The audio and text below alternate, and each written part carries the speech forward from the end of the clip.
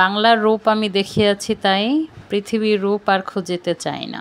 প্রাকৃতিক সৌন্দর্যের লীলাভূমি এ বাংলাদেশ, অপূর্ব সৌন্দর্যে বিভূষিত এই দেশের বৈচিত্র্যময় রয়েছে। অববাহিকার সাগর তীরে জেগে ওঠা উর্বর পরিমাটি এ সমৃদ্ধ মাটিতে জন্ম নিয়েছে প্রচুর বনাঞ্চল। বিশ্বজুড়ে রয়েছে এদেশের সুন্দরবনের নাম। সেই সাথে রয়েছে পার্বত্য চট্টগ্রামের আধার, সৌন্দর্যের আধার।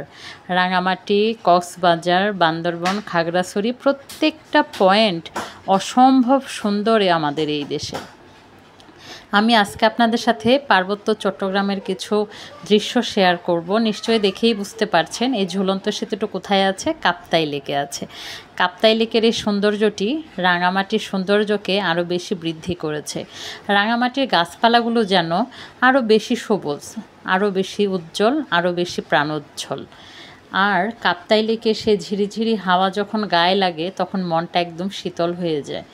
কত যে আনন্দ কোনো একটা মুহূর্ত, কত যে সুন্দর একটা পর্যটন কেন্দ্র, এটা চোখে না দেখলে বিশ্বাস করবেন না। কাপ্তাই লেকে প্রতিদিন হাজার হাজার মানুষের ভিড় হয়ে থাকে শুধুমাত্র এই প্রকৃতির অপরূপ সৌন্দর্য দেখার জন্য। আমি সর্বপ্রথম গিয়েছিলাম কাপ্তাই লেকে 2014 সালে। তখন আমি ইউনিভার্সিটির স্টুডেন্ট। এর পরবর্তীতে আরেকবার যাওয়ার সৌভাগ্য হয়েছে, তারই কিছু চিত্র আমি আজকে আপনাদের সাথে শেয়ার করব। সত্যি সৌন্দর্যের আধার। রাঙামাটি গেলে চোখ জুড়িয়ে যায়, এ মনটা ছুঁয়ে যায়। এখানে রয়েছে পাহাড়, পর্বত, গাছপালা, নানা রকম সৌন্দর্য। আর কাপ্তাই লেকের সৌন্দর্যের কথা এটা বলে শেষ করা যাবে না। এই যে ঝুলন্ত বৃষ্টি দেখলেন, এখানে প্রতিদিন হাজার হাজার মানুষের ভিড় হয়ে থাকে। আর এই সুন্দর পানির যে একটা হাওয়া, সেই যে পাহাড়ের যে সৌন্দর্য, এই যে শীতল বাতাস, কি বলবো, এর কথা বর্ণনা করে শেষ করা যাবে না, যেন চোখ জুড়িয়ে যায়। তাই হয়তো বাংলার কবি সাহিত্যিকরা বলেছেন যে বাংলার রূপ আমি দেখিয়াছি তাই বিশ্বের রূপ আর খুঁজিতে চাই না। বাংলার এই অপরূপ সৌন্দর্য দেখার পর বিশ্বের রূপ আর আমাদের খোঁজার প্রয়োজন নেই। হয়তো আমার কাছে তো নেই, আমি জানি না আর কার কাছে কি আছে। এখন অনেকেই হয়তো বলবেন যে আপনার সাধ্য আছে শুধুমাত্র দেশের সৌন্দর্যে আগ্রহ করে দেখার, হয়তো বাইরে নেই। না, সাধ্যর কথা এখানে নয়। আমি আসলে প্রচণ্ড মাত্রায় একজন দেশপ্রেমিক মানুষ। আমি আমার দেশকে ভীষণ ভালোবাসি। যদি আমি ঢাকার মানুষ, ঢাকার পরে যদি আমার কোনো সবচেয়ে পছন্দের জেলা থেকে থাকে, সেটা হচ্ছে পার্বত্য চট্টগ্রাম বিভাগ। ঢাকা বিভাগ তো আমার নিজের, ঢাকা জেলাটা আমার নিজের, কিন্তু এর বাইরে চট্টগ্রাম বিভাগ হচ্ছে আমাকে সবচেয়ে বেশি আকৃষ্ট করে। আপনাদের সাথে কিছুটা শেয়ার করছি। দেখেন রাঙামাটিতে উপজাতিদের খুব সুন্দর একটা সহকারে দেখেন, ভালো লাগে।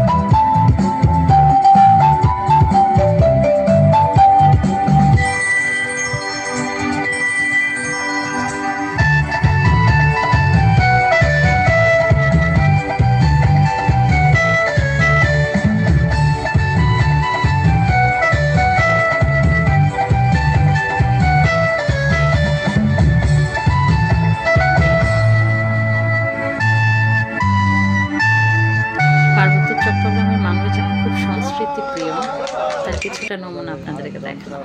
এটা হচ্ছে রাঙামাটির বাজার, রাঙামাটি শহরের বাজার। এগুলো যেগুলো দেখছেন এগুলো হচ্ছে বাঁশের কড়ি। কলার মোচা তো আমরা সবাই চিনি, আর এই কলাগুলো যে কত সুমিষ্ট হয়ে থাকে, রাঙামাটির কলা এবং আনারস। এখন যেহেতু আসলে আনারসের অত ভরপুর মৌসুম নয়, তাই সেটা দেখতে পাইনি, কিন্তু শাপলা ছিল। আর এই যে ছোট ছোট করে কচু শাকের আটি, কিন্তু পাহাড়ি কচু। বাজারগুলো ভীষণ ভালো লাগছিল, তারা কেনাকাটা করছিল, সেটাও ভালো লাগছিল। আসলে এত দূর থেকে তো ঢাকায় বই নিয়ে আসা সম্ভব না, না হলে এগুলো নিয়ে আসা যেত, সব ফ্রেশ ফ্রেশ জিনিস। কিন্তু বাঁশের কুড়িগুলো আমার ভীষণ ভালো লাগে, এটা রান্না করে খেতে অনেক মজা হয়ে থাকে। তো ওদের হচ্ছে এটাই জীবন ব্যবস্থা। তবে পাহাড়ি মানুষের জীবন খুব কঠিন। আমরা ঠিক পাহাড়ের সৌন্দর্য দেখে যতটা মুগ্ধ হই, ঠিক ওদের জীবনটা ততটাই কঠিন, ভীষণ কঠিন। অনেক অভাব অনটনের মধ্যে দিয়ে ওদের জীবন পরিচালনা হয়। আর নানা রকম ঝড় জলোচ্ছ্বাস এগুলো তো আছেই, এগুলো তো ওদেরকে পার হয়েই যে বেঁচে থাকতে হয়। কিন্তু ওদের ফলমূল, তারপর হচ্ছে শাকসবজি, এগুলো ভীষণ রকমের তাজা এবং ফ্রেশ, এটা ভীষণ ভালো লাগছিল।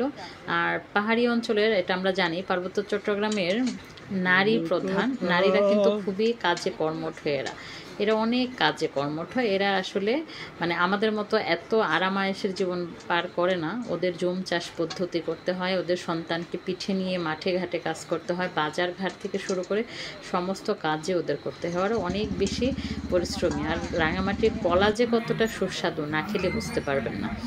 আর যে দেখেন পর্যটন কেন্দ্রে এসে একটা কাপল কত মনের আনন্দে সুন্দর করে তারা দোল খাচ্ছে, ভালো লাগছিল, তাই ক্যামেরা বন্দি করলাম।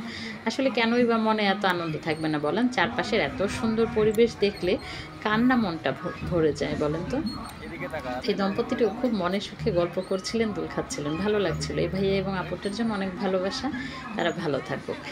আর আমি আজকে আপনাদের সাথে রাঙামাটির কিছুটা সৌন্দর্য শেয়ার করলাম, আরও কিছু আরেকদিন শেয়ার করবো নিশ্চয়ই। পার্বত্য চট্টগ্রামের সৌন্দর্যে আমি বিমুগ্ধ, হয়তো আমার অনেক বন্ধুই বিমুগ্ধ হবেন।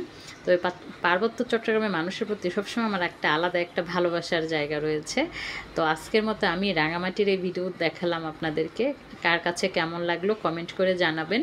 আর অবশ্যই ভিডিওটি একটা লাইক দিয়ে দেখবেন। সবার সাথে রান্না অ্যান্ড ব্লগ চ্যানেলে পাশে থাকবেন। আল্লাহ হাফেজ।